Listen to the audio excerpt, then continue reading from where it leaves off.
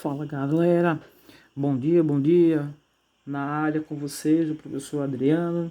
Bom dia, sejamos todos bem-vindos a esta manhã de quinta-feira. E a nossa proposta da aula de hoje não para, né? Então, como de costume, você pode estar tranquilamente aí nos acompanhando com seu material didático. Hoje nós vamos dar início aí no capítulo 3 sobre frações, né? Que é a antessala para o conjunto dos números racionais. Então você pode nos acompanhar tranquilamente aí da página 73 até a página 77, tá ok? E aí você dá aquela parada tranquila, toma aquela água, refaz aí a organização do pensamento, da mente, e você vai treinar lá na página 76. Lá na página 76 tem um exercício básico lá para você fazer um treino sobre frações, tá? Que é a antessala para a gente começar na próxima semana, com fé em Deus, o trabalho com os números racionais. Bom, diante disso a gente começa aqui, professor, a trabalhar com a ideia de fração, né? Professor, o que é que nós poderíamos falar de fração, né? Fração nada mais é do que um pedaço, né? É um pedaço, é uma fração ideal, é um pedaço, né, de algo, né? Então, se você fosse falar em fração, você poderia falar em pedaço, você poderia falar em repartir, você poderia falar em compartilhar um pedaço de algo, né? Então, para todos os efeitos, nós poderíamos dizer aqui, professor, que fração, né, nada mais é também do que um pedaço, e esse pedaço para nós ele pode ser representado algebricamente, né?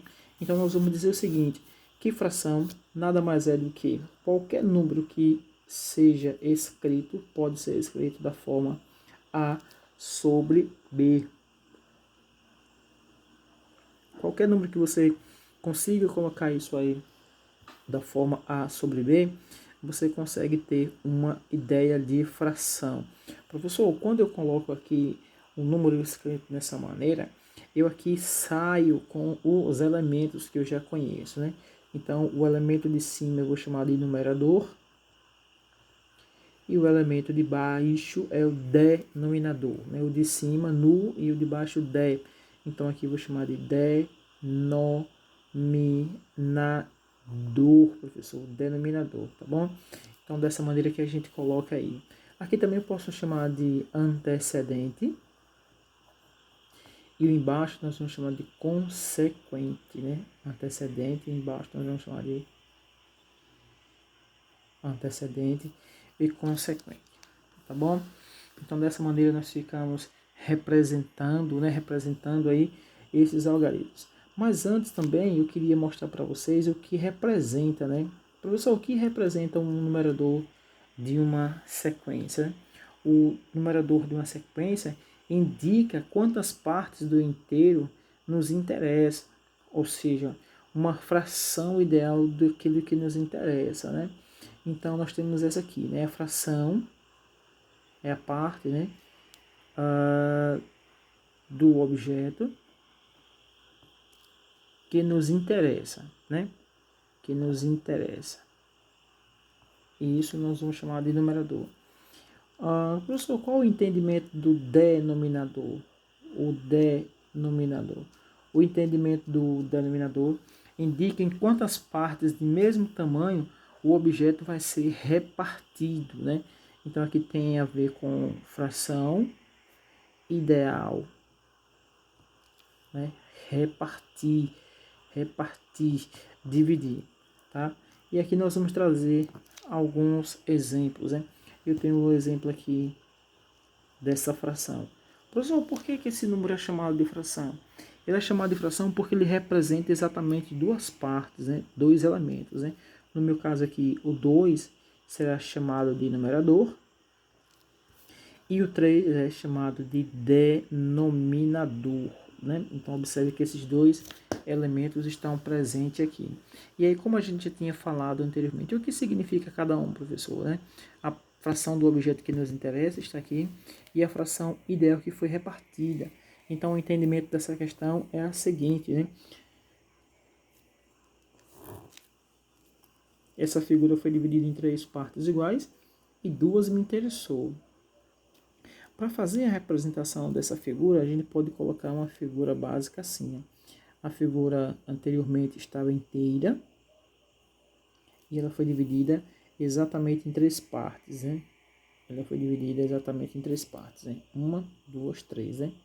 Parte 1, parte 2 e parte 3. E o meu caso aqui, o meu numerador, é a parte que me interessa, né? E aí nós precisamos entender quantas partes nesse caso me interessou. 2 partes, né? De 3 partes que eu tinha, o todo que foi repartido, 2 me interessou. Então eu posso fazer aqui um achuramento para indicar isso, né? Uma parte, 2 partes, né? E aqui eu posso fazer a leitura disso, né? Fazendo a leitura disso aqui, professor, eu posso ler 3 meios, eu posso ler 3, 2, né, aliás, né? Eu posso ler 2 sobre 3, ou ainda posso colocar assim,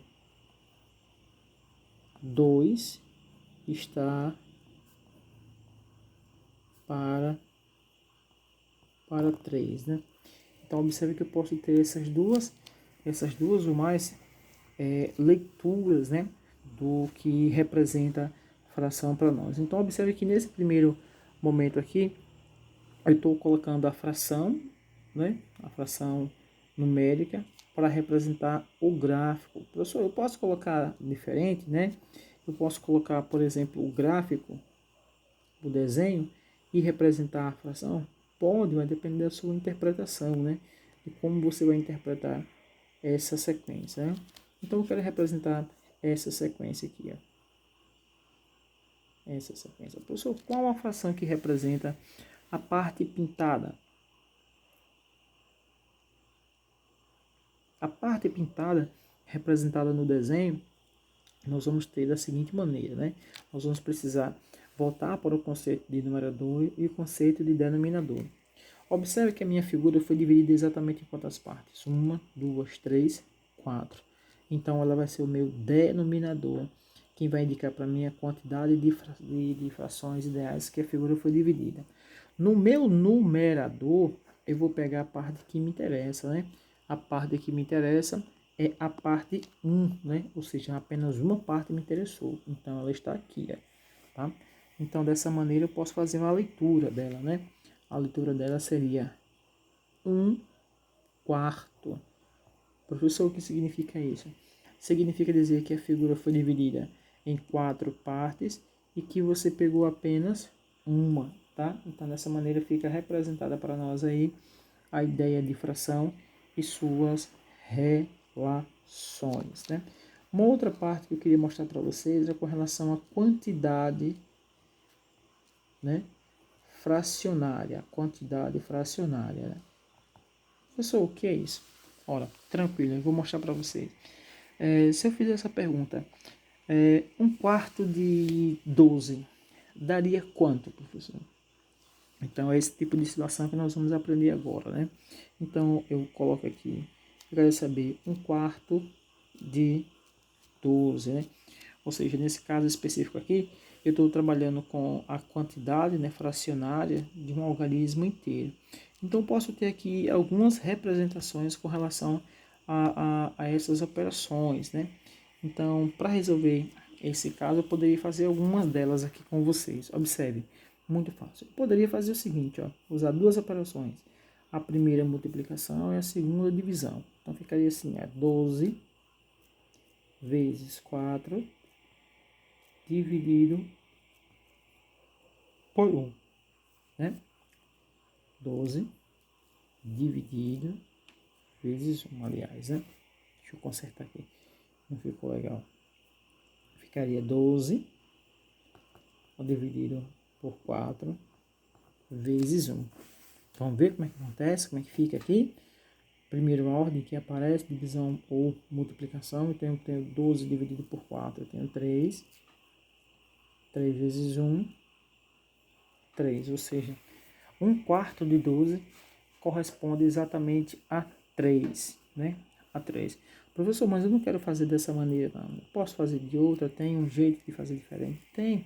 Observe quando é fácil. Embaixo desse 12 aqui eu tenho um, né? Esse foi o primeiro modo, vamos fazer o segundo modo. E aí eu tenho um quarto de 12. Um quarto de 12 para nós pode ser entendido como um processo de multiplicação. Isso aqui seria dado como um processo de multiplicação. Então ficaria da seguinte maneira, né? Ficaria um quarto vezes 12 sobre 1. Da multiplicação de frações, né? Lá do sexto ano, eu tenho numerador com numerador e denominador com denominador. Fazendo isso, eu tenho 1 vezes 12, 12. 4 vezes 1, 4. 12 dividido por 4, 3. Então, observe que esse processo é bem tranquilo, né? É bem suave, não tem muito o que fazer, porque a gente já trabalhou, né? Nós já trabalhamos com essas relações bem antes, né?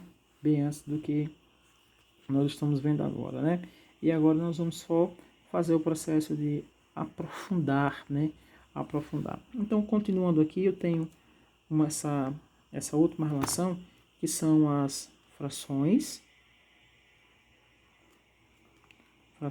e porcentagem. Professor, fração e porcentagem. Como é que eu trabalho fração e porcentagem, né? Muito simples, você vai usar o princípio da divisibilidade, né? Então vamos pegar um exemplo aqui. Pode ser o exemplo mesmo aí que nós vimos anteriormente aí. 1/4. Eu quero trabalhar 1/4. Professor, quando eu digo 1/4, o que eu quero escrever intuitivamente para esse tipo de situação? Ora, é simples. Quando eu digo 1/4, eu estou dizendo que 1 eu quero dividir por 4, né? Então, quando eu digo 1/4, eu estou dizendo 1 dividido por 4. E aí nós vamos dar continuidade a essa continha, né? Mas aí tem um detalhe, você percebeu que o seu divisor é menor, o dividendo é menor do que o divisor, né? Percebeu? Então, lembra aquele dispositivozinho prático? Eu posso acrescentar o zero ao dividendo e 0, no quociente. E aí eu aplico um processo de divisão muito tranquilo, muito suave, você já conhece, já sabe como fazer. Então eu tenho 10 dividido por 4. Eu tenho 2 e 4 aqui, 8, 10, e aí eu vou continuar. Então percebam que o meu resto ele é menor do que o meu dividendo, né? Meu divisor, aliás. Então acrescento um zero aqui e aí eu continuo a continha normal, né? Isso aqui é igual a 25, 4 vezes 5, 20, e a minha conta fica o quê? Fechada. Fechada, tá bom? Então é dessa maneira que a gente vai trabalhar, né? Trabalhamos hoje a nossa proposta lá na página 177, a página 73, a página 77, e na 76 você vai trabalhar com o exercícios, né?